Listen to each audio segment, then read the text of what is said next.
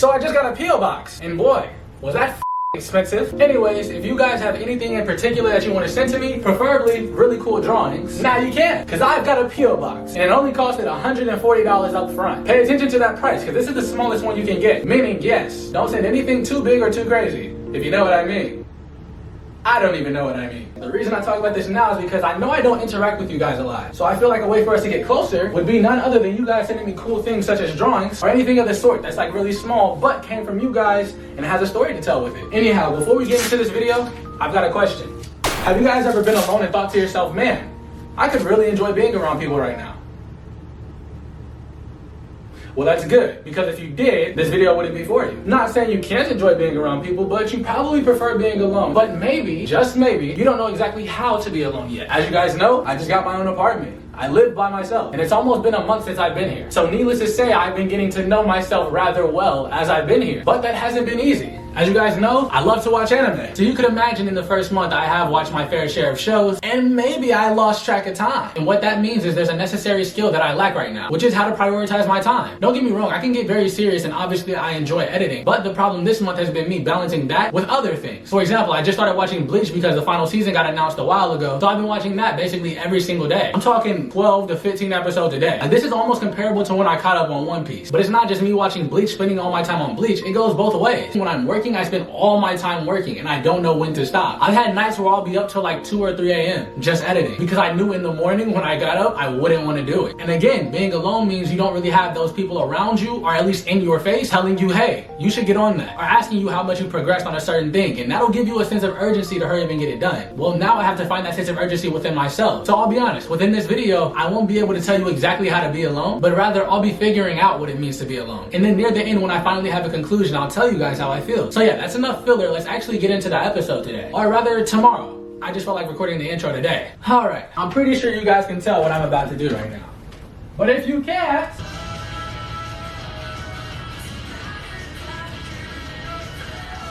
I know what this looks like, but I'm not slacking. As a matter of fact, I'm taking a break. Okay, so I woke up at 6 a.m. And for some reason, I always wake up at 6 a.m. I'm just an early bird like that.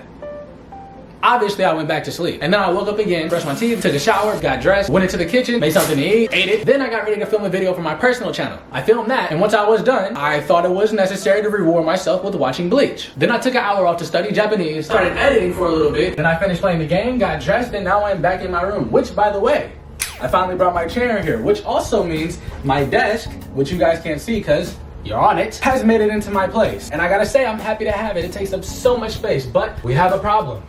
And I'm sure you guys can already tell what it is. Only one of my frames is in this camera's field of vision. There used to be 2. Now there's 1.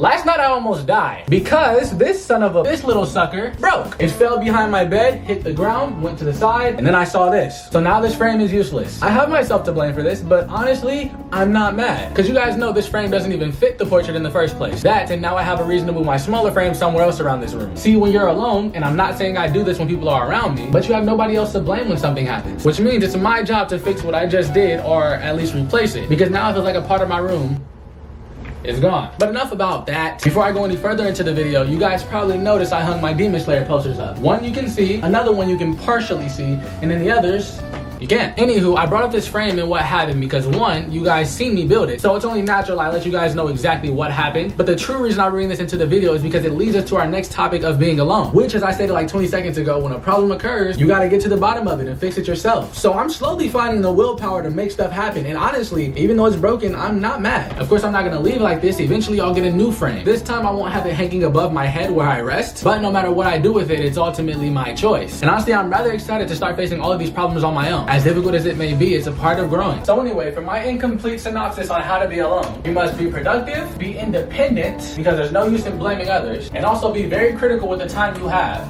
I feel like learning to manage your time is a very important asset to have. And to go into more detail, because this is essentially about me, that's why the title is a question mark, I'm more so using this video as my own personal guide to be alone. Being productive makes me happy. Knowing that I'm getting things done and not lazying around is able to fill the empty void in my heart. Yeah, that's not coming off. And of course, be independent, because blaming others does not help. And I mean, it's physically impossible to blame others if you're alone. Am I right? Well, anyway, I'll catch you guys when I have my final conclusion and verdict and whatever else I'm doing next. I'll just let you stay there for now. You get posters and they already want to rebel you. I guess I'm in a sticky situation because it's sticking to the wall.